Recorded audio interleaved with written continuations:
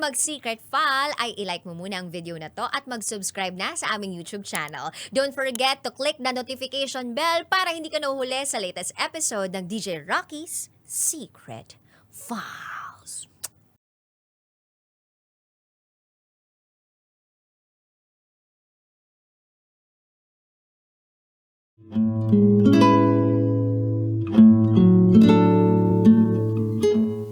And now, it's time for DJ Rocky's Secret Files.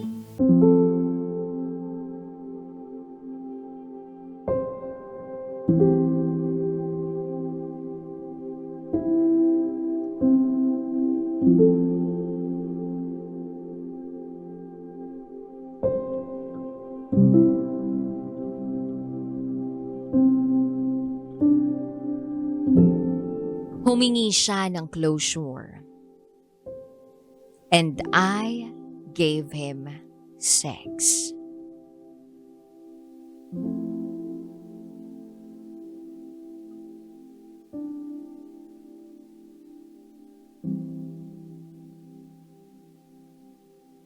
Hi, DJ Rocky. Super love ko ang pakikinig ng programa mo. And I just wanna share my own story. Itago mo na lang ako sa pangalang Polly. At ito ang aking secret file.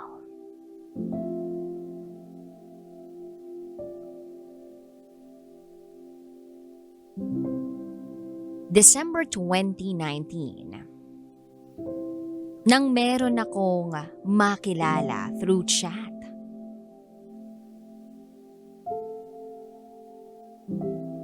Etong guy na ito, siya ang naunang mag-chat sa akin.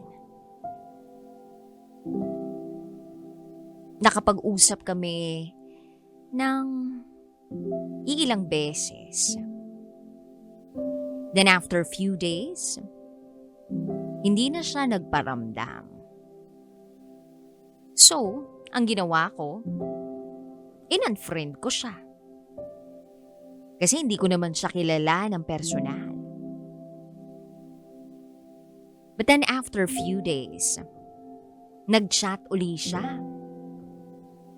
At ang sabi niya, busy lang siya sa trabaho niya, kaya hindi na siya nakapag-chat. So, nagtuloy ang communication namin. Lumipas pa ang mga araw. Nagkita na kami. Tuloy-tuloy ang labas namin after ng first meet namin. Hanggang sa ipinakilala na niya ako sa pamilya niya. But then one day, pumunta ako sa kanila. Tapos biglang may dumating na isang babaeng may itsura. Katamtaman ng taas, medyo maputi, at cute. Ang sabi niya, girlfriend daw siya. Ako naman, nabigla sa narinig ko. Wala naman akong alam eh.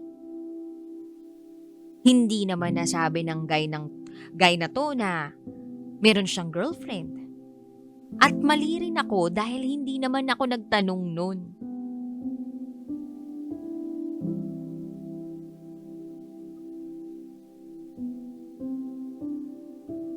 At kung hindi ako nagkakamali, that time, nasa ligawan stage pa lang kami.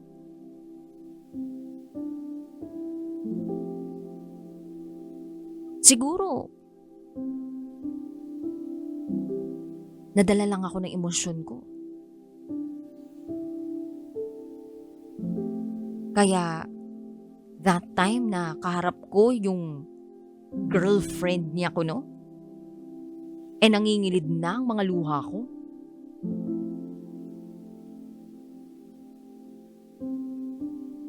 At sa sobrang nasaktan ako, kinausap ako ng mama niya na kung wala naman daw na namamagitan sa aming dalawa, tigilan ko na ang anak niya.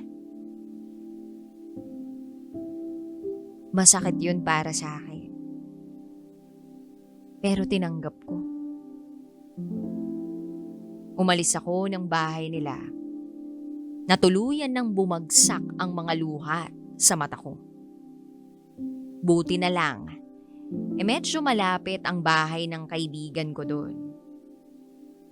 At doon ako naglabas ng sama ng loob. Lumipas ang ilang minuto, nag-chat siya. Hinahanap ako. Gusto niya raw akong makausap. Nang sa gayon, makapagpaliwanag siya. Kaya ang ginawa ko, umuwi ako sa bahay namin. Tsaka niya ako pinuntahan. Pagkarating niya, agad ko siyang tinanong. Pero hindi siya umiimik. Hanggang sa nakaipon na siya ng lakas ng loob para makapagsalita sa harap ko. At ang sabi niya, matagal na silang wala nung babae. Nanggugol lang daw yun. Ex niya raw yun. Naisip ko, posible naman yun eh. Wala rin naman akong nakikitang post niya sa social media na may girlfriend siya. At dahil nahuhulog na ang loob ko sa kanya, ay pinaniwalaan ko yun. Naniwala akong matagal nang wala sila nung babae at nanggugulo lang yun sa kanila. Sa amin. Then, January 2020 came.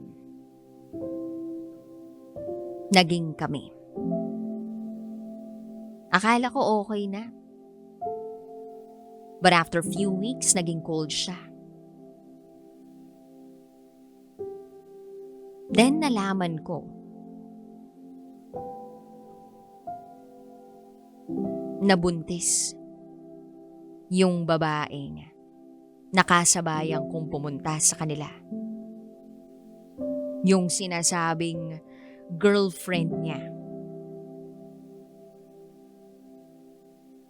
At dahil doon, nagpaubaya na ako. Ang sakit nun sobra. Binitiwan ko siya.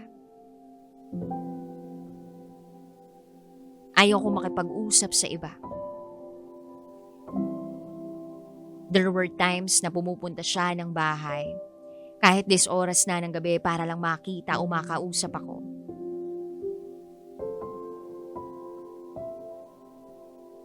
Dumating din sa punto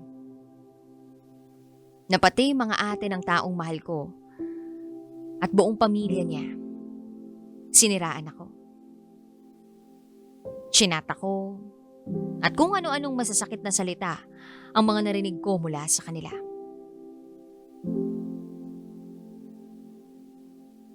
Ayaw ko naman talaga na pumasok sa maling relasyon. Wala naman akong intensyong manira o manggulo ng relasyon. Pero masyadong makulit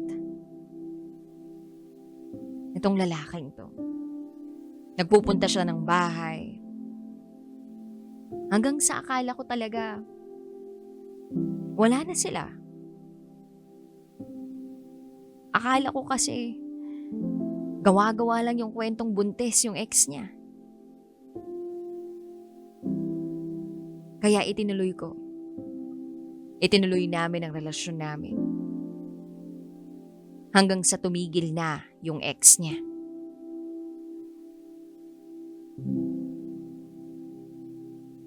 Then year 2023. On and off ang relationship namin. There were times na nagbe-break kami. Susuyuin niya ako, pupuntahan. Hanggang sa hindi na lang kakausapin. Ako rin naman yung nakikipaghiwalay sa kanya. Kasi nga, ang toxic namin. Yung mga bagay na dating ginagawa niya, hindi na niya ginagawa. Hindi niya man lang ako mabigyan ng assurance, consistency, and peace of mind. Dati willing niyang gawin yun para sa akin. Pero ngayon, ako na yung nagbebeg para gawin niya yun. Yung simpleng gala at update, wala na. Simpleng hatid sundo sa trabaho, wala. Then one day, may nagsabi sa utak ko na buksan ang account niya. Hindi ko na kasi alam yung passwords niya noon. Then pag-open ko, nung isang account niya na alam ko yung email, hindi yung main account niya yung nabuksan, kundi yung dummy account niya. At dun ako nangatog. Ginagamit niya yung dummy account niya na yun para lokohin ako. And he was already cheating on me since Feb 2023. Iba't ibang babae. Iba't ibang conversations. At para akong pinagbagsakan ng langit at lupa noon. Damang-dama ko yung panlalamig ng mga kamay at paa ko. Ni hindi ko nga maramdaman na napatak na yung mga luha ko. Yung puso ko parang sinasaksak sa sobrang sakit.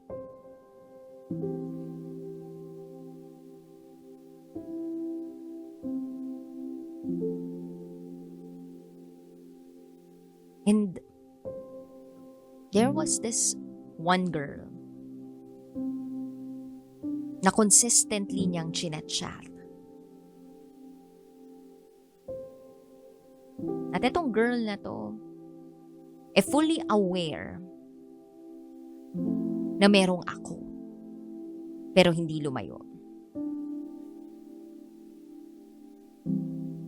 At yung mismong araw na yun, na nabuksan ko yung dummy account niya, tinanong ko yung ex kung kilala ba yun. But then she said, it's none of my business. I tried to investigate. Pero wala akong makuhang info mula sa iba. So yung boyfriend ko na mismo, yung tinanong ko, kilala ba niya yung girl? Pero nag-deny siya. Hanggang sa pinakita ko yung conversations nila. Ang sabi niya lang sa akin,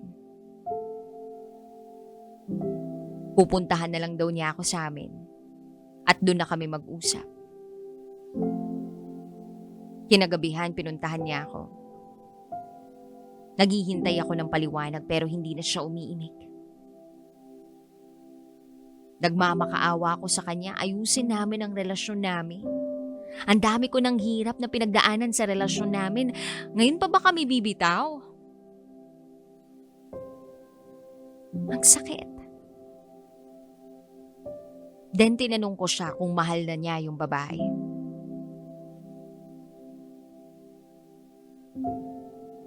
At mas lalong nanlamig ang buong katawan ko sa nalaman ko. Hindi siya umimik. Pero,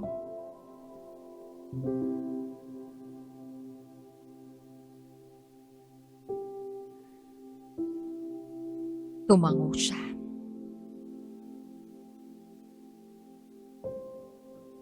Nang dahan-dahan.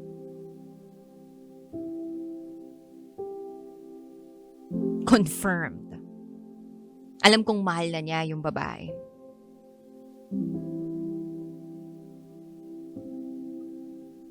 At kahit alam kong mahal na niya yung babae, sinubukan ko pa rin na magmakaawa.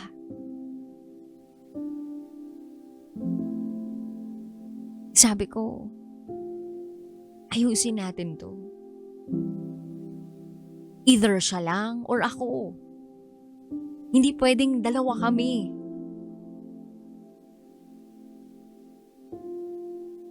Pero hindi ako nakatanggap ng kahit anong sagot mula sa kanya.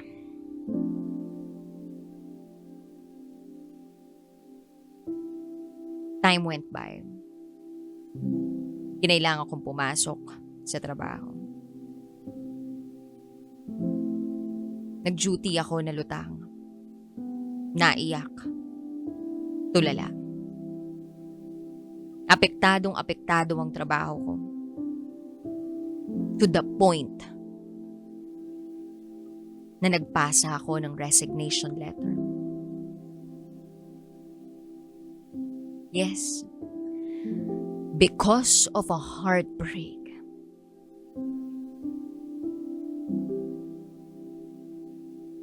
I decided to resign at work.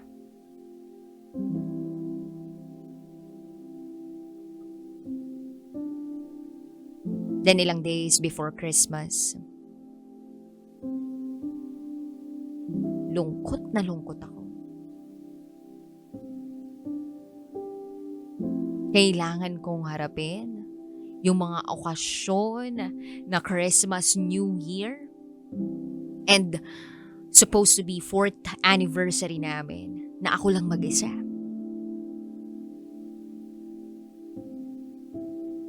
At para bang sinusubok ng panahon yung bait ko.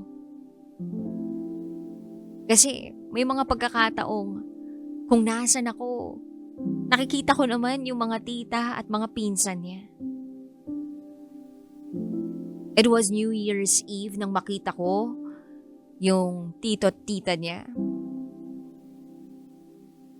At dahil napalapit na sila sa akin, niyakap ko yung tita niya.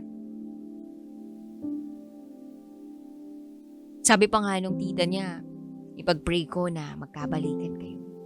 Hindi man ngayon, pero sana kapag okay na yung panahon kayo ulit. Humingi pa nga siya ng tawad sa nagawa ng ex ko sa akin. Well, napakahirap. Napakahirap na hindi naman talaga ako gustong-gusto ng pamilya niya. Pero kahit ganun, ibinigay ko yung nararapat na respeto para sa kanila.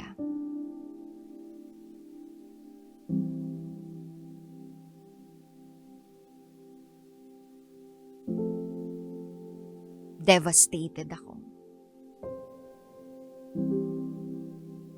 Sinubukan kong gumawa ng iba't ibang gawain para lang makapaglibang-libang ako. Kasi kapag napupunta lang ako sa kwarto ko, naiiyak lang ako. Nagiinom ng alak mag-isa.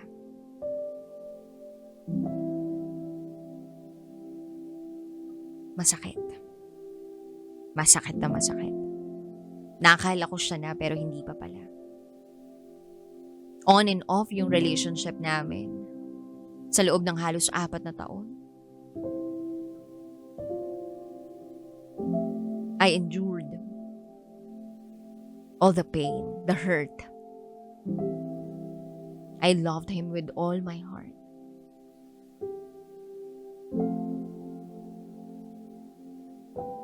Pero dito lang kami mauuwi.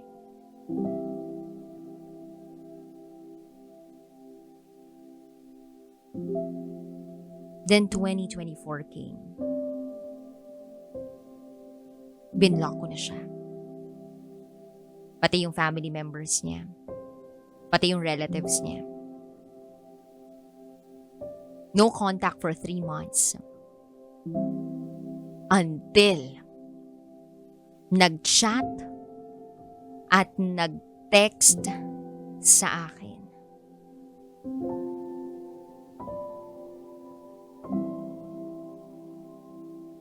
Ang ex ko. Yung chat, gumamit pa ng mutual friend namin para makapag-chat sa akin. Yung text naman, gumamit pa ng ibang SIM para lang makausap ako. Akala ko okay na ako eh. Akala ko hindi ko na papatulan yun. But for my peace of mind, nakipagkita ako. But DJ Rocky, sa totoo lang, walang maayos na mga salita ang mga lumabas sa bibig niya. Hindi kami nakapag-usap ng maayos.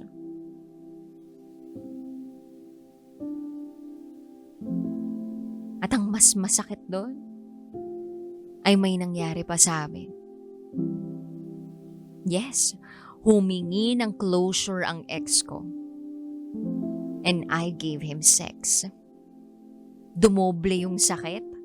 Para akong naging parausan. Walang usap-usap pagkatapos ng sex. Kinuha ko yung mga damit ko. Sinuot ko to habang umiiyak. At alam mo kung ano yung mas nagpasakit ng lahat? Bago ko lisanin yung lugar na yon, ang sabi niya, paano na naman yan? Nagkasala tayo sa bago ko. Like what the F? Bago mo? Naisip mo pa yan matapos ang lahat? So pinagmumukha mo pa akong nanggugulo sa relasyon ninyo? Speechless ako that time kaya umalis na lang ako. Then I decided na umuwi sa papa ko sa LU. Lumipas na ang maraming buwan. And I'm still waiting for him to come back. Although I know he's not coming back. Siguro kaya ako ginawa yung kagagahan na yon na makipag-sex sa ex ko for closure. Dahil akala ko pipiliin niya ako. O pipiliin na niya ako. Na kapag binigay ko for the very, very last time, ma-miss niya ako at kontakin niya ako. At sabihin niya sa akin na ako na lang uli. 4 na taon eh. Ginawa ko siyang mundo, ginawa ko siyang sandalan ng lahat. O sandalan sa lahat. Nasanay ako na siya lang ang kasama ko. Bumuo na ako ng pangarap ko na siya ang kasama ko. Dumating na sa puntong I'm ready to settle down. Or I'm ready to settle for him. Siguro, sabihin ng iba na karma ko to. Dahil nga sa umepal ako nung magulo sila nung ex niya. Pero tanggap ko yun.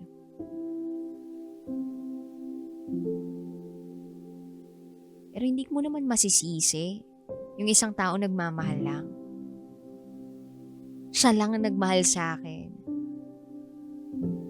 Pinaramdam niya sa akin yung unconditional love and what real love is. What we had for 4 years was full of love. And up until now, I still love that person. Kahit na maraming beses niya akong niloko.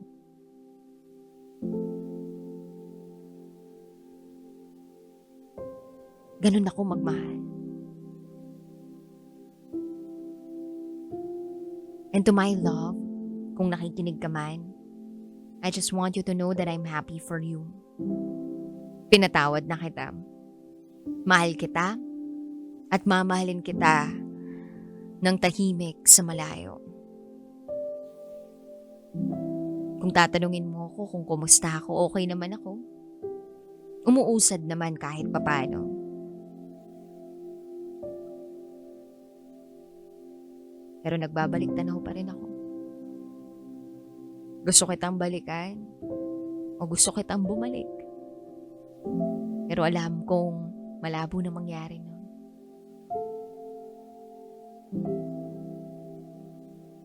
Kahit piliin pa kita, hindi mo naman yata ako pipiliin. So ako na lang ang pipili sa sarili ko. Hanggang dito na lang po, DJ Rocky. Muli, ako si Polly. At ito, ang aking secret file.